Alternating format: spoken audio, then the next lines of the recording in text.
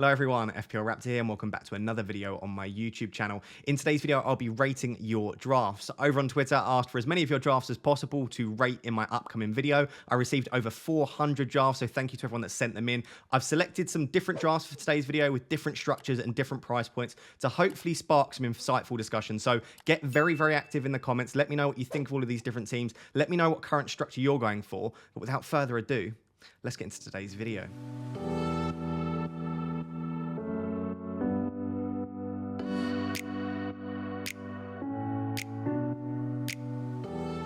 So I was actually going to include my own draft at the end, almost as a little bit of a bonus, but I thought, do you know what, it's probably better to include my current draft at the start, because in these videos, I think what you'll find everyone will do naturally, it's pretty impossible to not do this, is when I'm suggesting ways to improve the drafts that you've sent, I'm probably going to just try and make them more like my draft, because if I didn't do that, then it probably would mean that I don't like my current draft. So hopefully that makes sense. So by including my team at the start, hopefully you guys can see what I think personally is probably the best structure at the moment.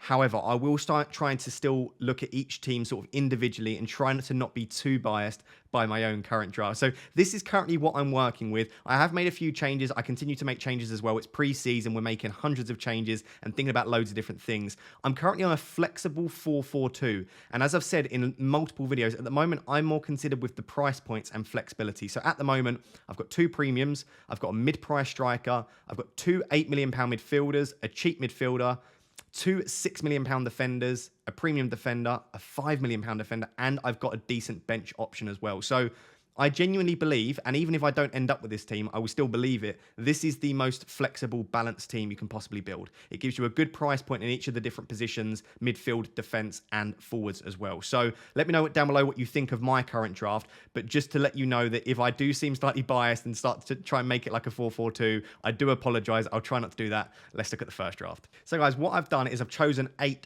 very different drafts, or at least try to make them as different as possible, and I've given them a name, right? So the people that sent them in didn't necessarily give them a name, but I've tried to give them a name so that down below you can let me know I like this draft. You can either use the number or you can use the name I've given it, and hopefully it will stick in your mind and make it a little bit more fun than just rating loads of drafts that all look exactly the same. So the first draft was sent in by FPL Jag, and I've called this the Strikers Suck draft, because what you've got here is you've not only got one striker, which is fairly popular at the moment, one striker, but no premium strikers, which I'm not seeing a lot of. So maybe only about 1% of the 400 drafts that I received had no premium strikers. So definitely something to consider. You don't necessarily have to have a premium striker. And here, the option that we've got is actually Kai Havertz. As spoken about in my differentials video, I really like Havertz as an option. I think he could kick on this season.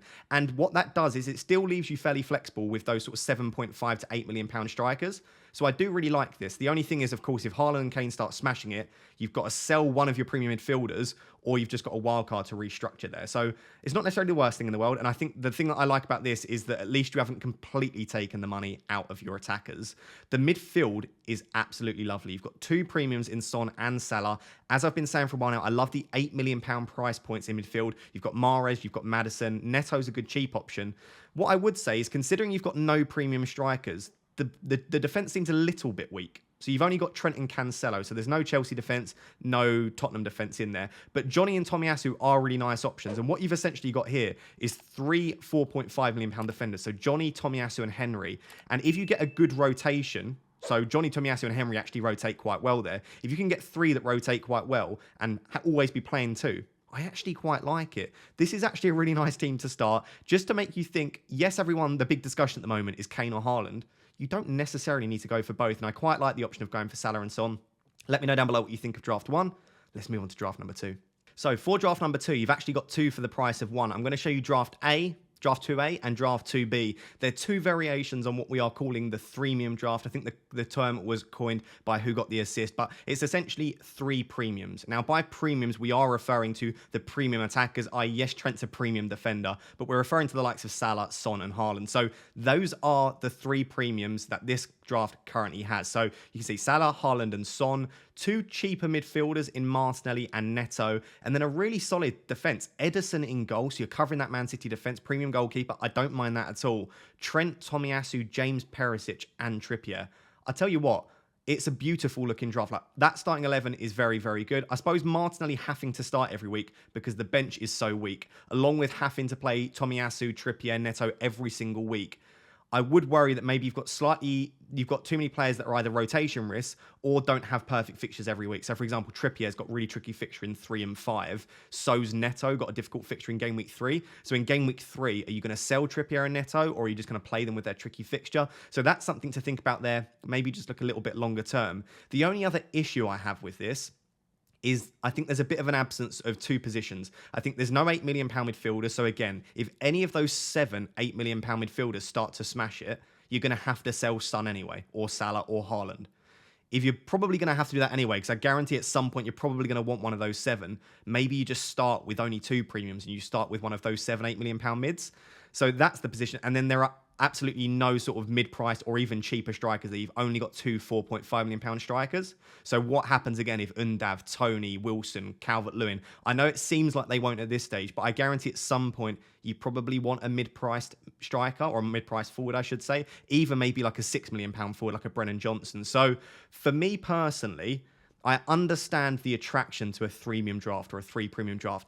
It just screams major issues after 2 or 3 weeks to me. Like I said, what happens, and I know it's a lot of ifs, buts, and maybes, but I'm expecting some of the strikers to be decent value, and I'm also expecting at some point those £8 million midfielders to be very good. At that stage, what are you doing? You're going to have to make 3, 4, 5 transfers to get to a structure that's flexible enough to deal with that. That being said, you do have Salah, Son, and Haaland, so that is a major advantage as well. So what I thought I would show you is another one. So this is 2B, still a Threemium draft. In my opinion, this is slightly better. I prefer this slightly more. There's a little bit of money taken out of defense. There's an absence of City defenders is a major issue here that I see here. But what I like about this is there's still 3 premiums, but because you've gone for Kane and Haaland, and you've taken a little bit of money out of the defense, you've managed to get Mason Mount in there. So you've now got that £8 million midfielder spot covered.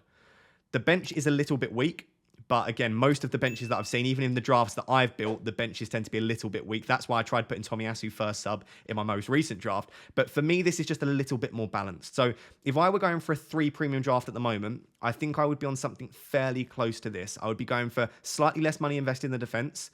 I'd make sure I still had an £8 million midfielder, and my 3 premiums would probably be Salah, Kane, and Haaland. Let me know down below what you think of the Threemium draft, and let me know, do you prefer 2A? Do you prefer 2B? Or are you personally just thinking, do you know what, 1 or 2 premiums is probably better, 3 premiums is probably pushing it too much? So if 3 premiums is maybe pushing it a little bit too far, what about 2.5 premium? So I've called this the 2.5 premium draft. This was sent in by Andy. I maybe received 3 or 4 really good ones. So I do really like the 2.5 premium drafts if you sent one in. I sort of love everything about this, really. I think it's a really sort of sensible approach. There is one major omission, and I don't want to keep honing on about the same thing over and over again. There's an absence of an £8 million midfielder. I don't mind it as much with this, though, because you've got the option to get there if you want to. So starting with the defence, really nice and strong. Trent and Robertson here, so no Diaz. Not many times I actually saw this. I think most people are favouring Trent, Salah and Diaz as their triple Liverpool. But let me know down below in the comments, are you preferring Robertson or Diaz for that 3rd Liverpool spot? Or maybe even someone like an Alisson, Darwin or Jota. But I like Trent and Robbo as a double up. You get James in there as well. So 3 really good premium defenders. And then Cash and Tomiyasu as the other 2, playing 5 at the back. Then the midfield, very different to anything you've seen probably so far. Salah is the premium, of course. Neto in there too. But rather than there being 4 or 5 midfielders, there's only 3. And the 3rd midfielder is actually Raheem Sterling. Now, this is, of course, assuming that Sterling moves to Chelsea. If he doesn't, this could quite easily be, for example, Bruno Fernandes. Or it could even be Vardy up top. It's that 0.5 premium. It's more than the 8 millions, but it's not quite pushing up to the likes of a Salah, a Salah, a Kane, a De Bruyne, etc. So I really quite like that £10 million price point. I think it could be very, very interesting, like I said, especially if Sterling does get that move to Chelsea. And then 2 pretty good attackers as well. Kane in there over Haaland. Do let me know down below what you're currently thinking with respect to Kane versus Haaland. I think they're both excellent options. And then Gabby Jesus in there as well as a good £8 million option too. So the reason I don't mind this as much, not having an £8 million midfielder, is you've got Sterling, who if he doesn't perform, could easily go down to an £8 million mid, and you've got Gabriel Jesus, who with 2 transfers, you could quite easily put that £8 million back into midfield and play a 5-4-1. So I don't mind this. In my opinion, this is probably slightly stronger than the 3 premium drafts, just because it gives you an extra sort of 1 or 2 million at least just to move about into the attack and maybe into the defense as well. Let me know what you think of the 2.5 premium draft though. Draft number 4 is basically the complete opposite of what we've just said with the 3 premiums and the 2.5 premiums. Now we have the spread the funds draft, or another way of looking at this is the 1 premium draft. Now, there are various combinations of this. Don't fixate necessarily on who the premium is here, more so that just you can build a really, really good starting 11 and have a decent bench if you only include 1 premium. Now, the argument for this is you can only ever captain 1 premium, right? You can't captain 2 premiums in 1 week. The main benefit of having a premium player is captaincy. If you had Salah in your team every week, but you said, I'm never captaining him, he's probably not worth 30 million. You pay the extra because you're also happy captaining that player. So I understand the argument. If you can only captain 1 premium at a time, why would you have more than 1 premium? I suppose the argument against that is you've constantly got to use transfers on that premium. Like, if you're not happy captaining Kane in game week 2, you've either got to captain a non-premium player, or you've then got to use a transfer to go to Haaland. And then when Haaland's got a tricky fixture, or if he's not playing, you've then got to make another transfer. So you're almost booking in several transfers there for premium players when maybe that's not the most effective use. I don't know. Let me know down below what you think on that. What this does allow, though, is it allows you to spread the funds. Now, this starting 11 will be stronger than any other you've seen, apart from the fact that it is missing the likes of Salah here. But you can see Alisson in goal, strong premium keeper. Tierney, Cancelo, Robertson, Chilwell, James. If you look on the bench as well, there's Rice and Alanga. Downgrade one of those to a 4.5 million, and you can get Robertson up to Trent as well. So you could quite easily have basically a fully premium back line there. You could even get Tierney up to Perisic. You've then got 3 £8 million midfielders. Remember, I said they are fantastic value in there. So you've got Saka, Kulusevski, and Mount. That could be any of the 3 £8 million midfielders. And you've got Kane. And you've got Diogo Jota in there as well. Now, again, even if Jota's not a player you want to consider, you could easily make Jota another £8 million mid, or if you could find 0.5, get him up to Vardy. This team is just super, super strong. It just leaves you a little bit inflexible for if any of the other premiums start doing well. So, for example, if in game week 1, Salah, De Bruyne, Son, and Haaland all score a brace, and you're thinking, oh dear, I want to get to another premium, it's going to take you at least 2 transfers, probably 3 transfers, to get the funds away from being spread, condense them back into having a premium player in that midfield spot. So for me, just due to flexibility reasons, this probably isn't for me. I prefer having 2 premiums. You can't really argue with how strong the starting 11 is. This one I'm very interested to hear what you think about down below, because the starting 11 is so good, and you can only captain 1 premium player each week. Maybe it doesn't matter only having 1. So the next draft comes in from FPL Technician, and I've called it the Hourglass draft because it's very, very skinny in the midfield here, isn't it? Quite big at the back and quite big at the front as well. I really, really, really like this draft. However, similar issues that we've spoken about before about flexibility would probably be the only reason I would go without this. But get a £5 million keeper. Again, they've got triple Chelsea already here, so maybe that's why they haven't gone for Mendy. For me, Mendy is probably the £5 million keeper to go for. Robertson, Chilwell, Cash, Perisic, James. Not the first time I've seen someone go without Trent. My personal opinion, I'd find the extra 0.5 for him. I genuinely think he'll be worth it. But really nice, strong, I would say fairly premium back line there. Only 2 midfielders. Salah and Diaz. They're 2 good midfielders to have, but it does potentially leave your midfield a little bit weak. And then Wilson, Havertz, and Kane as the front line. Again, I know a lot of people think that the strikers aren't worth it, the forwards I should say, and that it's probably only worth going for 1 forward, maybe even not a premium, but are you telling me that you genuinely don't believe that Havertz and Wilson could get quite a few attacking returns? Wilson's on penalties. He's generally, historically, had pretty good underlying data in there. They've got very good opening fixtures, Newcastle. And Havertz doesn't look like he's got much competition for his position. Good underlying data. Kane is obviously an excellent option. This is a team where I could imagine it scoring incredibly well, that starting 11. The issue, of course, like I said, that you have is you therefore are going with this team with 3 £4.5 million midfielders, which maybe is overkill slightly, and maybe you're not expecting too many attacking returns off your bench as a result, and you're almost forced to play exactly that 11 each week. The thing is, most of these players are fairly nailed. Robertson, Chilwell and James maybe slightly less. Perisic, I don't know, but you would expect them to all feature at some point. Cash is nailed. Salah, Wilson, Havertz, Kane. I would expect all of these players most weeks to get some minutes on the pitch, and you probably aren't relying on your bench too often here. What I would probably do is I would get one of Wilson or Havertz down. I would get one of Chilwell and James downgraded, and what that would allow you to do is just upgrade one of your midfielders. I know that then changes the whole point of the draft, so I don't want to change it too much, but that would just allow you to get a 3rd midfielder in there, at 5.5 to £6 million and just give you a little bit more flexibility moving forward. But I genuinely do like how different this is. I like the critical thinking. I like that I haven't seen many others like it. Let me know down below what you think of the old Hourglass draft. So I've called this draft the Nobody is Essential draft because I looked at it and thought, yeah, this is a really good draft. Good job, Simon. Went to scroll past it and then I read his text and it said no Trent, no Salah and a 4-3-3, which we're not seeing a lot of. And I thought, do you know what? The more I look at this, this is actually a very different team. A lot of the players that are selected by other managers too. But this entire team chosen the way it is actually quite a unique draft. So no Salah, no Trent, and quite a lot of money invested into the forward line. So Alisson's really good there. Alisson and Robertson are probably the 4th and 5th most owned Liverpool players at the moment, right? It's Diaz, Trent, and Salah. They're the 3 that are in my draft, and they're the 3 that most people seem to be going for. But you can't really fault having Alisson and Robertson. You're still covering the clean sheets. They're both just as nailed as Trent. I really like that as an option there. Perisic has been owned by quite a few managers. We've not spoken about him a lot today. I still don't know what to think. I'm going to wait for pre-season before drawing any judgments. Diaz and Cash are actually 2 players which I haven't seen a lot of, but at really nice price points. Again, at 6 million and 5 million, you can easily switch to Chilwell, James, Trippier, Walker, Cucurella. There are loads of really nice options in that price point. You've then got 2 £8 million midfielders. Again, a price point which I really like. Saka and Mount. No issues there. And Coutinho. And again, 7 million looks to be getting better and better. You've got Grealish, Coutinho, Rafinha, Rashford down at 6.5, Martinelli at 6. So there are good options in and around that Coutinho price.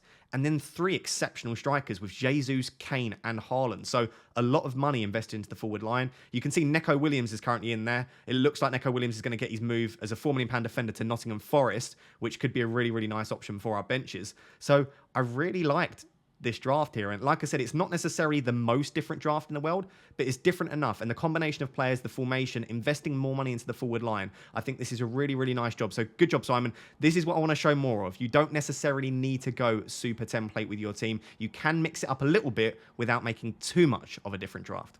So I've called this one the balanced 4-5-1 draft sent in by FPL Youngster. And the reason that I like this so much is that the entire starting 11 is super strong and you can get a decent first sub too. The only thing that I really don't like about this in comparison to my flexible 4-4-2 that I showed you at the start is that there's just no option here without having to make at least 2 transfers to get in a striker alongside Harry Kane or alongside your premium there. Now, I know at the moment a lot of people don't think the striker is going to be good value, and I'm fine with you thinking that. Last season they were really, really dire. You might expect that to continue, but in my personal opinion, there are far too many strikers between 6 million and 8 million.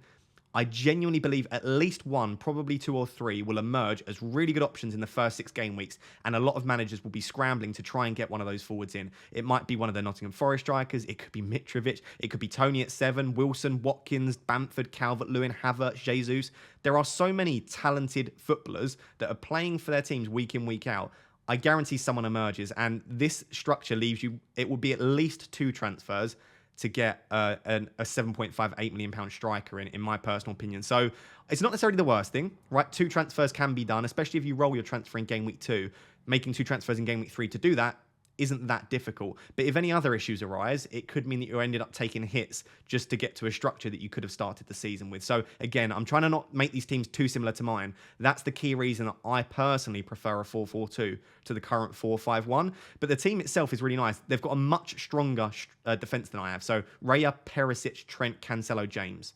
I couldn't get Cancelo into my recent draft. The reason for that is because I've had to go for a more expensive striker alongside Kane. So I quite like that because it allows you to get a really, really strong City defender in there. The midfielder's still got Salah and 2 £8 million midfielders, but it's also got Neto and Bruno G. So a 5.5 and a 6 million, which again is slightly more flexible than my team. I've only got 4 midfielders in there. So I would say this is probably, like I said, my second favourite structure. I still just about prefer the 4-4-2, but if I weren't to go with that, I'm probably looking at something like this. Let me know down below, out of the 2, what do you prefer? Do you prefer going all in on the current formation and just assuming that forwards are going to continue to struggle? Or do you prefer starting the season with 1 in there and just waiting to see which striker emerges and then being able to easily switch to them? So draft 8 of 8 was actually sent in by a member, FPL DJ Hammer. Thank you very much for sending this in. And it's a game week 2 bench boost draft. And I absolutely love the creativity. I love the thought process. For a while, even last season, I was discussing the potential of playing a game week 1 bench boost and just getting it out the way in the first week. But the way that the fixtures have lined up, I just can't seem to build a game week 1 bench boost that I'm happy with. So what DJ Hammer has sent in here is potentially a game week 2 bench boost. And I've actually seen someone also send me a game week 4 or 5 bench boost, which works similarly well too. Now, the reason for getting the bench boost out of the way is twofold. The first is, just generally speaking, carrying a lot of money on your bench across the entirety of the season, waiting for a bench boost, maybe isn't the best use of funds. Now, of course, you can go fairly weak on the bench, and then when you wildcard, you can wildcard a little bit more money on your bench. But either way, if you don't bench boost really early, at some point for probably a relatively long period of time, you're going to have quite a lot of money invested on your bench in order to execute a good bench boost. So I bench boosted in game week 36 last year. I bench boosted very well. I got like 26 or 27 points, which is pretty much all you can expect from a bench boost. And I just think, is it worth carrying all that money on your bench, waiting to play it to get 26 points? Especially when if you just play it in a normal week, you'll probably get 8 to 10 points as a minimum. If you plan it well, you could probably get maybe 14 to 16 in a single game week relatively easily. So I wonder if it's worth getting those extra 10 to 12 points and carrying all that money on your bench, or do you just get the bench boost out the way and then maybe smash an early wildcard? Now, the reason that this could work so well this year, early bench boost, early wildcard, is we're getting almost a third wildcard this year. Now, it's not necessarily a wildcard. What we're getting, if you haven't seen, is unlimited transfers after game week 16 whilst the World Cup's on. So there's a 6-week period whilst the World Cup's on. We've got unlimited transfers, and then we start again basically afresh in game week 17. So it could potentially be that you play an early bench boost, wildcard game week 3, game week 4, and then strip all of the money back off your bench. You've then got your bench boost out the way. You've probably got slightly ahead of the pack. If you picked up an extra 20 points, maybe you've improved your rank, got ahead in your mini league, and then from there you can start to build and protect your lead. So I really don't mind it. And this draft in particular is also very strong. I'm not sure about the triple Wolves. And we have also discussed, you've got Edison and Jimenez in there. You could potentially do different combinations. So rather than Edison and Jimenez, you could do like, for example, Raya and Jesus, right? There are different combinations that you can put in there. But the team's still very strong. You've still got 2 premiums in Salah and Haaland. You've still got Luis Diaz as an £8 million. The defense still has enough money invested in it. And what you're left with in game week 2 as a bench boost is Melier, Johnny against Fulham, a 4.5 million midfielder of some kind, and then Undav against Newcastle. But again, if you mix up the funds slightly, you could end up potentially with, like, for example, Brennan Johnson in there, or you could end up with, if you can stretch the funds maybe to like an Mbermo. So there are different options you can go for. It doesn't necessarily have to be this specific thing, and it's not necessarily having to be bench boost game week 2. What I just wanted to suggest is that with the way that this season's lining up, with the fact that the bench boost doesn't ever gain you that many points anyway, with the unlimited transfers we get after game week 16, it could potentially be a play to bench boost early, wildcard early, and then strip the money off your bench. Let me know down below what you think of this sort of creative bench boost draft. So guys, there you have it. Those are some different drafts from you guys sent over from Twitter. So massively appreciate all of you that sent your drafts in. And apologies if I didn't get your draft out, but hopefully this video was still helpful, running through some different drafts, and again, just getting you to think a little bit critically, think differently, and maybe challenge and break the template slightly. Do let me know down below what your current formation is. Feel free to drop your entire team down there, and I'll respond to as many comments as possible. If you're enjoying the content here on this channel, please do remember to like, comment, and subscribe. It's completely free for you to do, but it does massively support me, and we are really trying to push for 20,000 subscribers before the start of the season. So if you are enjoying the content, make sure to subscribe. Until next time, guys, thank you very much for watching. Cheers.